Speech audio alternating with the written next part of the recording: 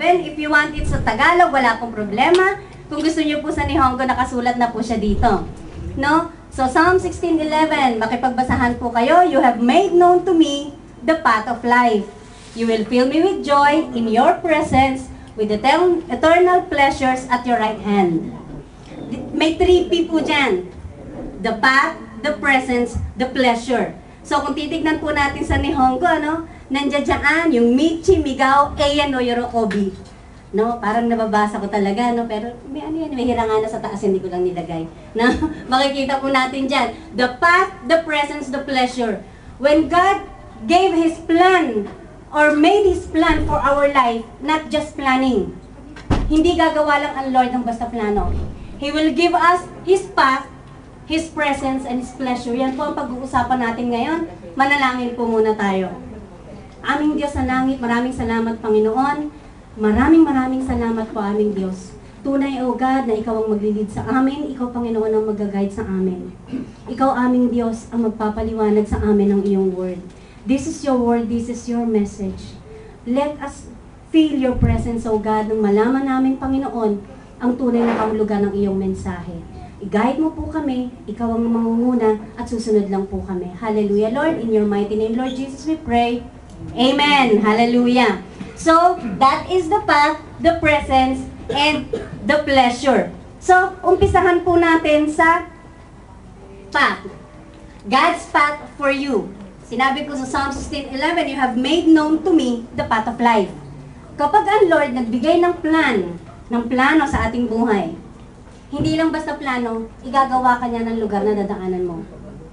Kaya lang minsan may tanong, bakit ako nakakaranas ng liwanag nung unang nakilala ko ang Panginoon? Feel na feel ko talaga yung sinasabi nga nating hope, yung kibo, talagang sinasabi hikateru. Pero bakit nung mga sumusunod na naglalakad ako sa Lord, dumadaan tayo sa lugar na madilim? No? Kung makikita natin na pag ang Lord ng plano, hanggang doon na yan sa huli, sa hindi mo nakikita. Ang nakikita mo lang, yung plano ng Lord sa ngayon. Kaya makikita mo habang naglalakad ka sa Panginoon, hindi mo kagad makikita yung dilim. Pero makikita mo na parang dumidilim.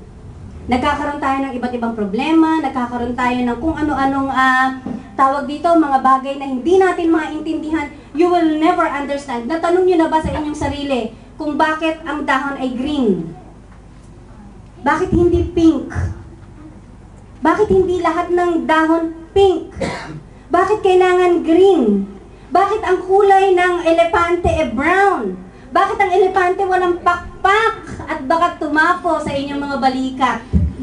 Diba? Bakit maraming mga bagay na nakita nyo na ba yung paligid? Kapag ang inyong tawag dito, tawag dyan, yung sky is not blue.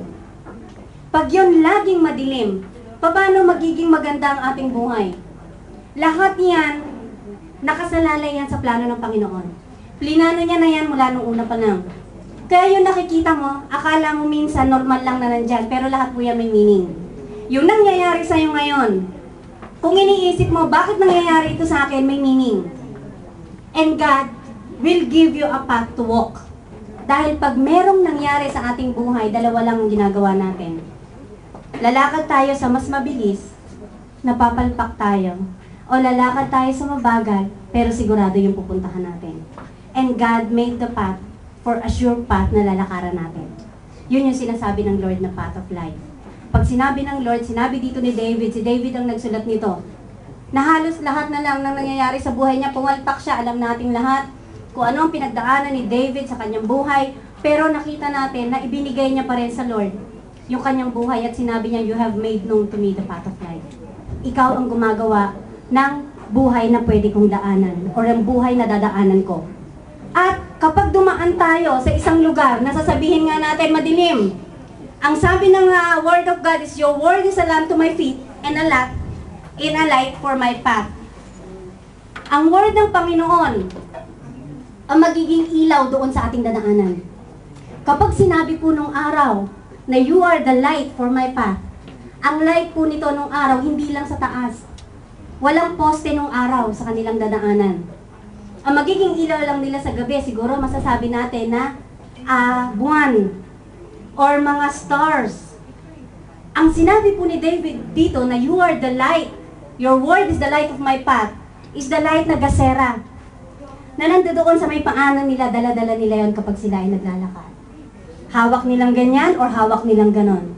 Nandun yon sa lalakaran nila. Kapag ang Lord nagbigay sa atin ng path, be sure kapatid ko, at be certain, at be confident na si Lord nagbibigay ng light sa dadaanan natin. Nakita nyo na ba ang inyong daan kung gaano minsan kadilim? Hindi mo makita, pero ang sabi ng Lord, I have a plan for you. I will give you a path and I will give you a light. Yung light na sinasabi ng Lord sa ating dadaanan, sure and certain. Sigurado yon na merong ilaw na bubuksan ng Panginoon para makita mo kung saan ka dadaan. Kaya po wag tayong basta-basta lang pupunta doon sa lugar na madali. Na akala natin yun na yung lugar na binigay sa atin ng Panginoon. Ang Pilipino maparaan. Dekiru dake. Nanto ka suru. Ne? Nanto ka naru. Pero kapag kantan, masyadong madali ang dadaanan mo kapatid ko, makikita mo na lang ang sarili mo. Nakalihis ka na pala. At si Lord, yun ang panghawakan natin. Pag merong plano ang Lord sa ating buhay, tandaan natin, He will give the path. Siya yung magbibigay ng dadaanan mo. Kung mabibigatan ka dyan or makikita mo na madilim ang dadaanan mo, He will give you the light.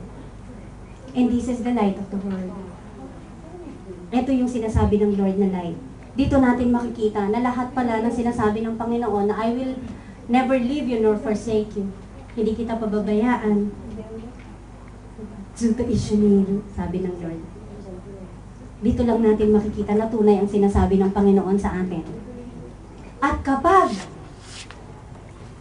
ang word ay ating ginagamit, ito po ang sinasabi ng Lord dyan. The word shows us how to walk, to talk, to give, and live. And if we walk what we talk, then we will give what we live. Tignan niyo po yan mabuti. Kung ang salita ng Diyos, pinapakita sa atin kung paano tayo lumakad, paano tayo magsalita, kung paano tayo magbibigay, kung paano tayo mamumuhay. At kung ang nilalakad mo ay yung sinasabi mo, yung ibibigay mo kung ano yung meron ka o yung ikinamumuhay mo. Ang ibig pong sabihin, hindi lang basta salita. Nakikita ang word is not what you know, but how you fulfill it. Hindi yung kung ano lang yung